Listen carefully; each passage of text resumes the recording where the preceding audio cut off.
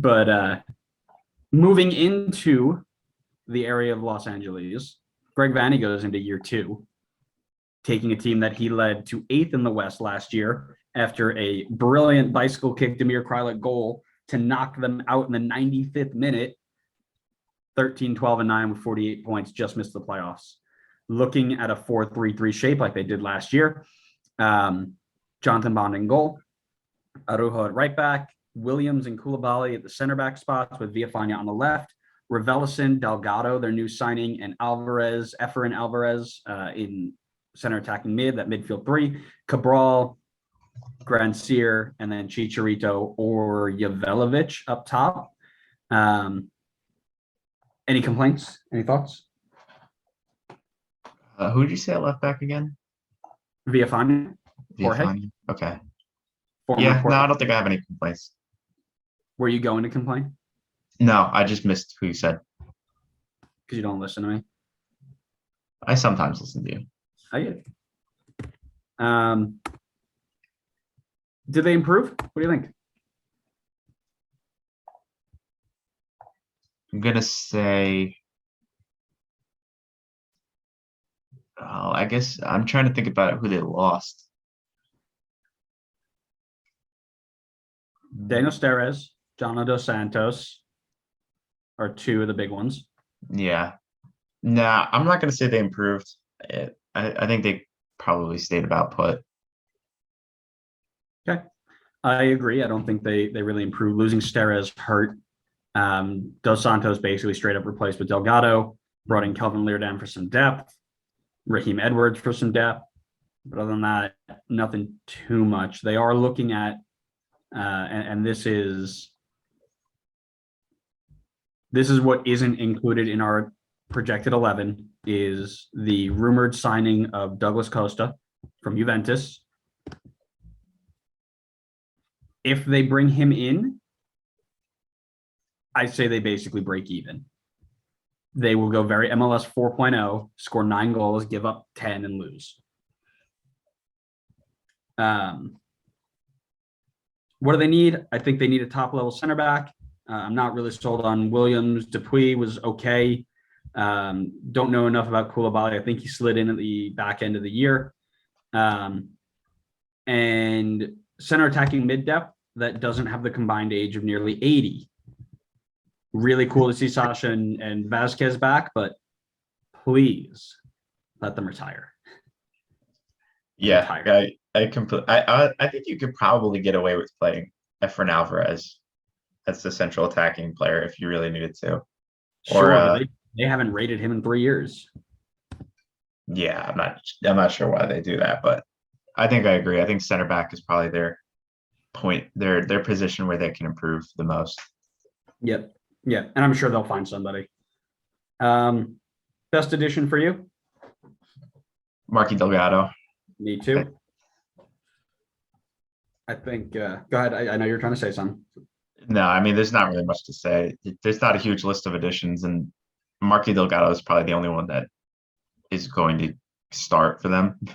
So, actually, what I will say is we're both wrong. The answer is Richard Sanchez. Yeah, nice try. Biggest loss for me, I'm going to go Steres over Jonah Dos Santos because of that center back depth we just talked about.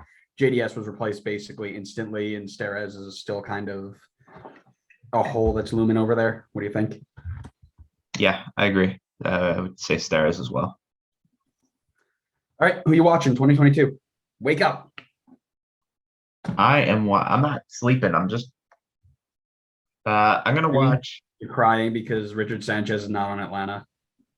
I'm crying because I have to look at another team without Max Crepeau. That's good. I want to watch. Oh man, Efren Alvarez. I'll say Efren Alvarez. I think a lot of people have eyes on Julian Araujo already. I think Alvarez.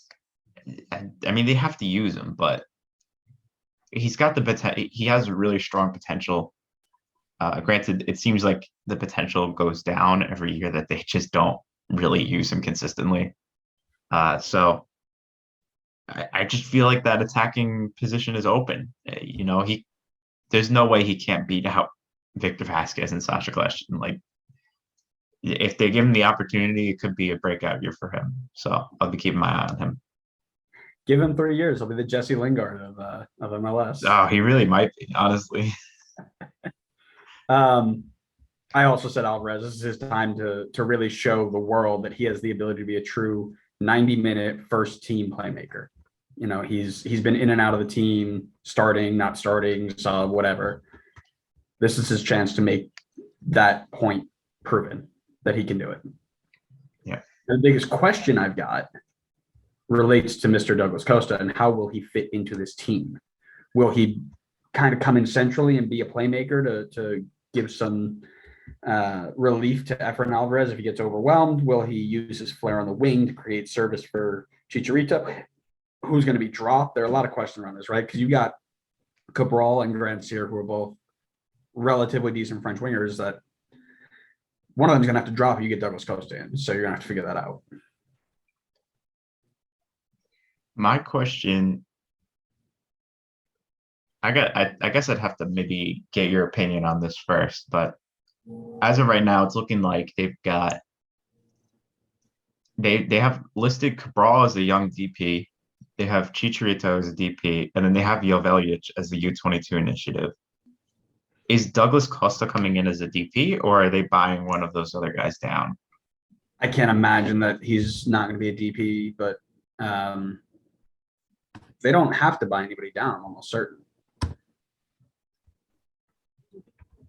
Is U22 initiative considered to be a DP spot? No, they're separate. You got Cabral. Cabral is a DP and Chicharito is a DP. Okay. So young DP and DP, I think, are in the same category. You get designated player spots, and the last designated player spot is supposed to be like a young DP, and then there's the U22 initiative, I think. Probably something we need to look into. So many stupid rules in this league. You're not wrong. My question going into the season is, what are they doing with Joveljic? I just feel like he's talented, and I feel like they're probably paying him a decent amount. Probably too much to just sit behind Chicharito all year. So are they going to play with two strikers? Will they end up just benching him for most of the season and having him as a sub? So I agree with that one as well. I think that's a massive question that we need to have answered because he's got so much talent, way too much to be sitting behind Chicharito. All right. Where do you have him finishing?